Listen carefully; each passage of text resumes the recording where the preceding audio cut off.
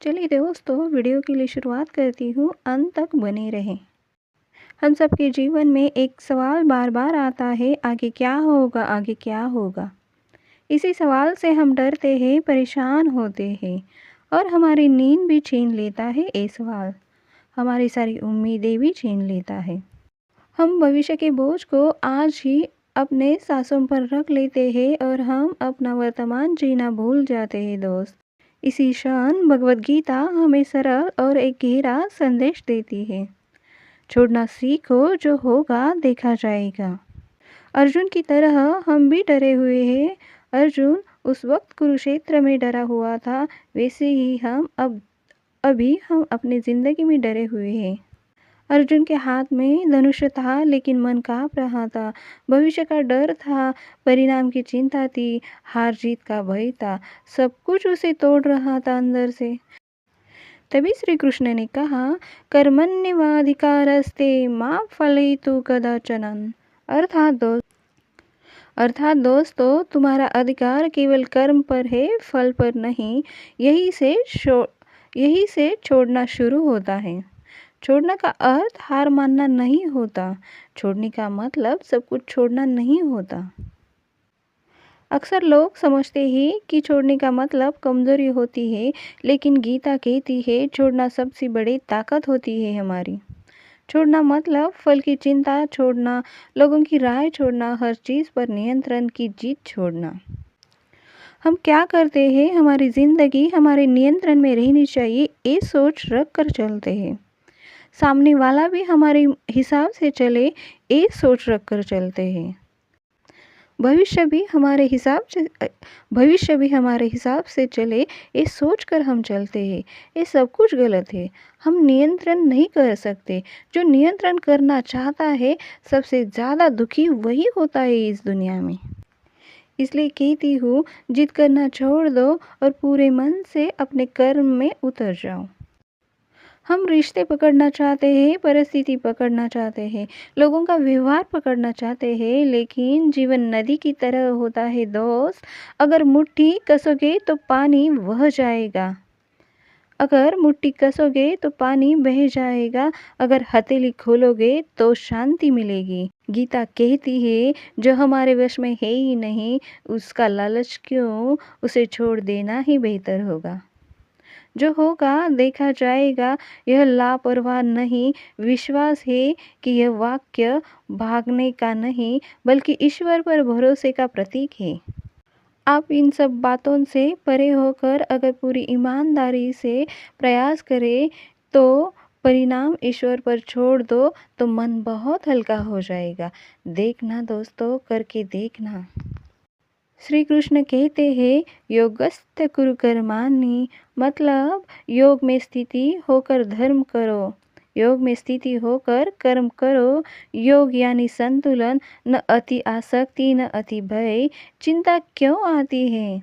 क्योंकि हम भविष्य में जीने लगते हैं, क्योंकि हम हर परिणाम को पहले से ही तय करना चाहते हैं। भगवद गीता हमें याद दिलाती है, भविष्य ईश्वर का क्षेत्र है और तुम्हारा क्षेत्र केवल आज ही है।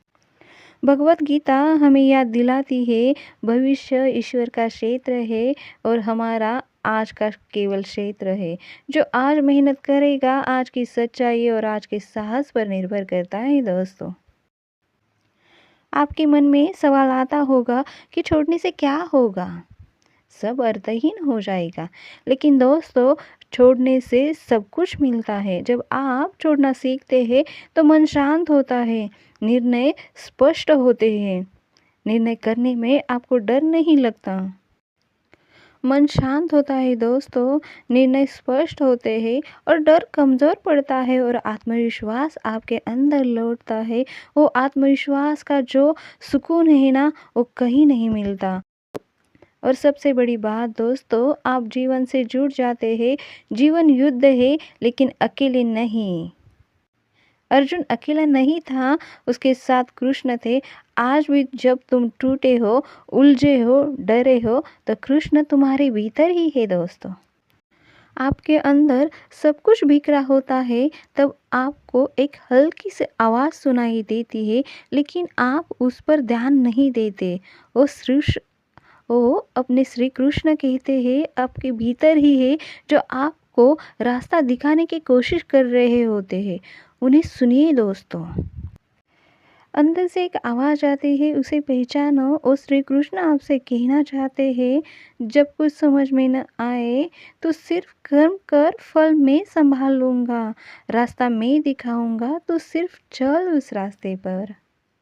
हमारे जीवन में भी बहुत उतार चढ़ाव होते हैं। हम मेहनत करते हैं, लेकिन उसका परिणाम हमें नहीं मिलता। उस वक्त रिश्ते भी साथ छोड़ देते हैं, आत्मविश्वास भी डगमगाने लगता है। तभी तो प्रभु हमसे कहते हैं, गीता में से उपदेश देते हैं, जो होगा देखा जाएगा, तो मुझ पर छोड़ कर देख तो सही। ये आपके हार नहीं है दोस्तों, ये आत्मसमर्पण है अपने ईश्वर के प्रति। अंत में मैं अर्जुन की एक बात आपको बताती हूँ। वो ईश्वर से कहता है, शिष्यस्ते शाधिमात्व प्रपन्नम। इसका मतलब है, मैं आपका शिष्य हूँ, मैं आपके शरण में आया हूँ।